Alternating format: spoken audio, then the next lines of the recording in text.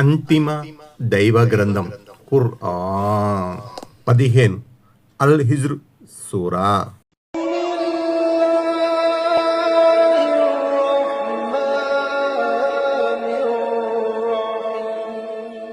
అనంత కరుణామయుడు అపార కృపాసుడైన అల్లాహ్ పేరుతో. ఆయత్ నంబర్ 13. لا يؤمنون به وقد خلت سنة الأولين. ఆయత్ నంబర్ 13. వారు దానిని విశ్వసించరు, పూర్వీకుల విధానం కూడా ఇలాగే ఉండేది. 10. ధిక్కార వైఖరికి ఎగతాళికైనా ఒక హద్దు ఉంటుంది. వారు ఆ హద్దును అతిక్రమించగానే వారి పని పట్టాలని అల్లాహ్ నిర్ధారించాడు. ఆయత్ నంబర్ 14. ولو فتحنا عليهم بابا من السماء فظلوا فيه يعرجون. ఆయత్ నంబర్ 14. ఒకవేళ మేము వారి కోసం ఆకాశ ద్వారం తెరిచినా అందులోకి వారు ఎక్కిపోతున్నా సరే. ఆయత్ నంబర్ 15. لقالوا إنما سكرت أبصارنا بل نحن قوم مسحورون. ఆయత్ నంబర్ 15. మాకేదో కనికట్టు లాంటిది చేయబడింది, అంతేకాదు మాకేదో చేతబడి చేయబడింది అని అంటారు వారు. 11. వారికి నమ్మకం కలిగేలా చేయడానికి దైవదూతలను భూమిపైకి దించడమే కాదు, ఆకాశ ద్వారం తెరిచి వారిని పైకి పిలుచుకున్న వారు ప్రవక్తల సందేశాన్ని సత్యమని ధృవీకరించరు. ఎందుకంటే సత్యధర్మ వ్యతిరేకతలో వారు చాలా దూరం వెళ్ళిపోయారు. యథార్థాలను కళ్ళ ముందు ప్రత్యక్షపరచిన కనికట్టు లాంటిది ఏదో జరిగిపోయిందని వాపోతారు వారు. ఆయత్ నంబర్ 16. ولقد جعلنا في السماء بروجا وزيناها للناظرين. ఆయత్ నంబర్ 16. నిశ్చయముగా మేము ఆకాశములో బురుజులను నిర్మించాము, చూపరుల కోసం దానిని అందంగా ముస్తాబు చేశాం. 12. అరబీలో బురూజ్ అని ఉంది. ఇది బురుజున్కు బహువచనం. అసలు బురుజ్ అన్న పదానికి ప్రదర్శన, బయటికి కనిపించేది అనే అర్థాలున్నాయి. తబ్రూజ్ అనే పదం కూడా దీని నుంచి వచ్చినదే. స్త్రీ తన అందం, అలంకరణను ప్రదర్శించడాన్ని తబ్రూజ్ అంటారు. ఈ ఆయతులో ఆకాశంలోని నక్షత్రాలను బురూజ్గా వ్యవహరించడం జరిగింది. ఎందుకంటే నక్షత్రాలు కూడా ఎత్తైన ఆకాశంలో అందరికీ కనిపిస్తూ ఉంటాయి. అయితే కొంతమంది వ్యాఖ్యాతలు బురుజులు అంటే సూర్యచంద్రులు తదితర గ్రహరాశులని అభిప్రాయపడ్డారు. అవి మొత్తం 12. వాటి పేర్లు వరుసగా ఇవి: 1 మేషం, 2 వృషభం షౌర్, 3 మిథునం జౌజా, 4 కర్కాటకం సర్తాన్, 5 సింహం అసద్, 6 కన్య, 7 తుల మీజాన్, 8 వృశ్చికం అకరబ్, 9 ధనుస్ కౌస్, 10 మకరం, 11 కుంభం దల్వున్, 12 మీనం ఊత్. అరబ్బులు ఈ రాసులను మజిలీలను బట్టి వాతావరణాన్ని తెలుసుకునేవారు. ఇలా చేయటంలో తప్పు లేదు. అయితే వాటి ద్వారా వార ఫలాలను చూడటం, ఫలానా విపత్తులు సంభవించనున్నాయని ఎద్దేవా చేయడం మాత్రం సమంజసం కాదు. ఏది జరిగినా అది దైవ ప్రణాళిక ప్రకారం జరుగుతుంది. దేవుడు ఈ ఆయతులో బురుజులను, నక్షత్రాలను గురించి ప్రస్తావించి తన అపురూప శక్తి సామర్థ్యాలను, అనితర సాధ్యమైన తన నిర్మాణ ప్రక్రియను మనకు విశదపరుస్తున్నాడు. తన ఈ పనితనం మూలంగా ఆకాశం అందంగా ముస్తాబు అయిందని కూడా తెలుపుతున్నాడు. ఆయత్ నంబర్ 17. وحفظناها من كل شيطان رجيم. ఆయత్ నంబర్ 17. ఇంకా దానిని దోత్కారి అయిన ప్రతి శైతాన్ బారి నుంచి రక్షించాము. 13. అరబీలో రజీం అనే పదం ఉంది. ఇది రజం నుండి వచ్చింది. రాళ్ళు రువ్వటాన్ని రజం అంటారు. శైతానును రజీం అని ఎందుకన్నారంటే వాడు చాటుమాటుగా ఆకాశంలోకి పోయి అక్కడి విషయాలను తెలుసుకోవడానికి ప్రయత్నించినప్పుడు అగ్నిగోళాలు అతనిపై విరుచుకు పడతాయి. రజీం అనే పదం ఆగ్రహించబడినవాడు, చీత్కరించబడినవాడు, శపించినవాడు అన్న భావంలో కూడా తీసుకోబడుతుంది. ఎందుకంటే సాధారణంగా రాళ్లవాన కురిసేది ఇలాంటి దుష్టులపైనే. అల్లాహ్, ఈ ఆయత ద్వారా చెప్పదలిచిన ముఖ్య విషయం ఏమిటంటే, మేము నక్షత్రాల ద్వారా ఆకాశాన్ని తీర్చిదిద్దడంతో పాటు వాటిని నక్షత్రాలను శైతాన్లను తరిమికొట్టే సాధనాలుగా కూడా చేశాము. ఆయత్ నంబర్ 18. إلا من استرق السمع فأتبعه شهاب مبين. ఆయత్ నంబర్ 18. కాకపోతే దొంగచాటుగా ఎవడైనా అక్కడి రహస్య విషయాలను వినటానికి ప్రయత్నించినప్పుడు స్పష్టమైన అగ్నిజ్వాల ఒకటి వాణ్ణి వెంటాడుతుంది. 14. దీన్ని బట్టి అర్థమయ్యేది ఏమిటంటే, శైతానులు ఆకాశంలోని విశేషాలను వినటానికి అక్కడకు వెళతారు. వారు అక్కడికి వెళ్ళినప్పుడు తారలు వారిపై ఎగబడతాయి. ఆ దెబ్బకు కొందరు శైతానులు చచ్చిపోగా మరికొందరు ఎలాగో చావును తప్పించుకుని ఒకటి అర విషయాలను తెలుసుకుని వస్తారు. ఆ వివరాలు హదీసులో ఈ విధంగా వస్తున్నాయి. మహనీయ ముహమ్మద్ సల్లల్లాహు అలైహి వసల్లం ఈ విధంగా ప్రవచించారు. అల్లాహ్ ఆకాశంలో ఏదైనా నిర్ణయం గైకొన్నప్పుడు దాన్ని విన్న దైవదూతలు అణకువ కొద్దీ తమ రెక్కలను రెపరెపలాడిస్తారు.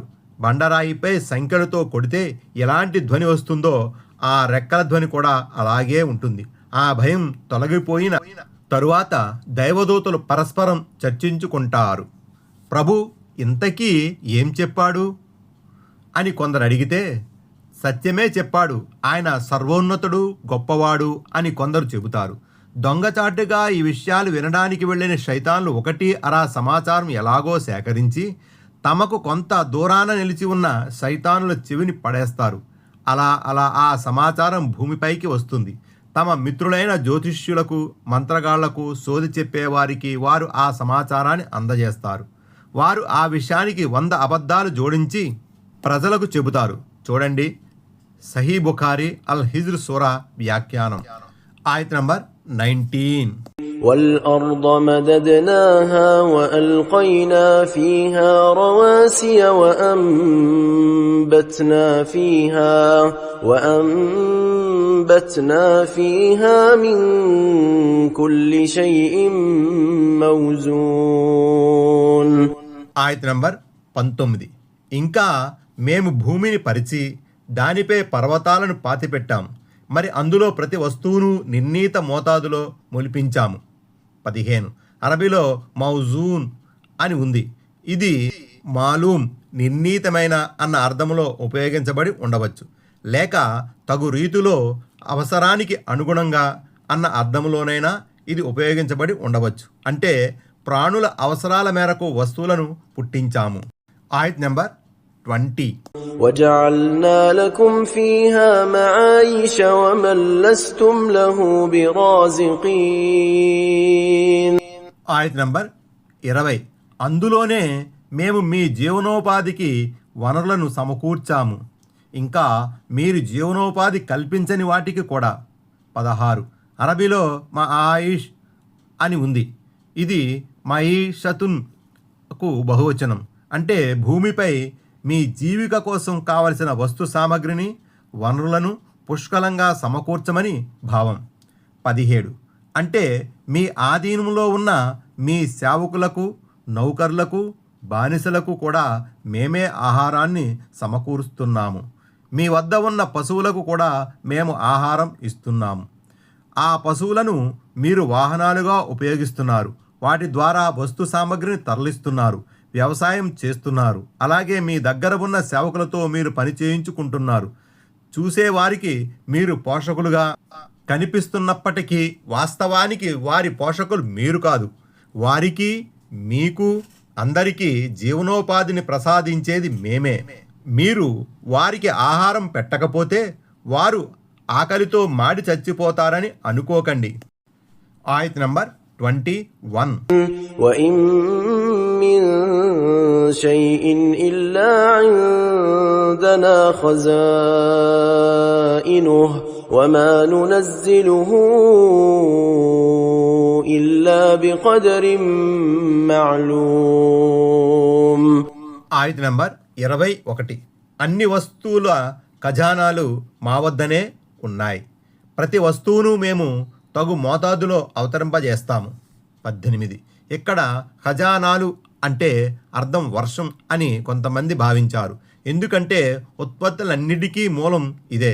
కానీ ఈ పదాన్ని విశ్వంలో ఖజానాలు అన్న భావంలో తీసుకోవడం చాలా వరకు సమంజసం. వాటిని అల్లా తన ప్రణాళిక ప్రకారం ఉనికిలోనికి తెస్తుంటాడు. ఆయత నంబర్ 22. وأرسلنا الرياح لواقح فأنزلنا من السماء ماء فأسقيناكموه وما أنتم له بخازنين. ఆయత నంబర్ 22. మేమే బరువైన గాలులను పంపిస్తున్నాం, మరి ఆకాశం నుంచి వర్షాన్ని కురిపించి దాన్ని మీకు త్రాపిస్తున్నాం. ఈ జలనిధిని సమకూర్చుకోవడం అన్నది మీ వల్ల కాని పని. 19. ఈ ఆయతులో బరువైన గాలులు అని చెప్పబడడం గమనార్హం. దాన్నే అరబీలో రియాహ లవాఖిహ అని పేర్కొనడం జరిగింది. ఆ గాలులు నీళ్లతో నిండిన మేఘాలను మోసుకుని అటూ ఇటూ కదులుతుంటాయి కనుకొనే అవి బరువైన గాలులుగా చెప్పబడ్డాయి. సూడి ఒంటెను అరబీలో లక్హ అంటారు. లవాకిహ అన్న పదం కూడా లక్హ నుంచే వచ్చింది. 20. మేము కురిపించే ఈ వర్షాలకు మీరు వెలకట్టలేరు. ఈ జల సంపదను నిలువ చేసుకునే శక్తి కూడా మీలో లేదు. ఆ నీటిని కాలువల, చెరువుల, సెలయేళ్ల, బావుల ద్వారా మేము నిలువ చేసి ఉంచుతున్నాం. ఇది ముమ్మాటికి మా దయానుగ్రహమేనని మరువకండి. ఒకవేళ ఆ నీటిని మేము నేలలో ఇంకిపోయేలా చేస్తే, లేక నీటి మట్టాన్ని నేల అడుగు భాగానికి తీసుకుపోతే మీరు ఇక్కట్లు పాలు కావలసి వచ్చేది. ఇలాంటి పరిస్థితులు ప్రపంచంలో అక్కడక్కడ అప్పుడప్పుడు ఉత్పన్నం కావడం అనుభవైక విషయమే. ప్రజలు గుణపాఠం గరిపేందుకు గాను అల్లాహ్ ఇలాంటి ఉదాహరణను ఇస్తున్నాడు. ఆయత్ నంబర్ 23. وإنا لنحن نحيي ونميت ونحن الوارثون. ఆయత్ నంబర్ 23. ప్రాణం పోసేది, ప్రాణం తీసేది కూడా మేమే, ఎట్టకేలకు వారసులము కూడా మేమే. ఆయత్ నంబర్ 24. ولقد علمنا المستقدمين منكم ولقد علمنا المستأخرين. ఆయత్ నంబర్ 24. మీకు పూర్వం సాగిపోయిన వారిని మేము ఎరుగుదుము, తరువాత వచ్చే వారిని కూడా ఎరుగుదుము. ఆయత్ నంబర్ 25. وإن ربك هو يحشرهم إنه حكيم عليم. ఆయత్ నంబర్ 25. నీ ప్రభు వారందరినీ సమీకరిస్తాడు, నిశ్చయముగా అతడు మహా వివేకవంతుడు, అన్నీ తెలిసినవాడు.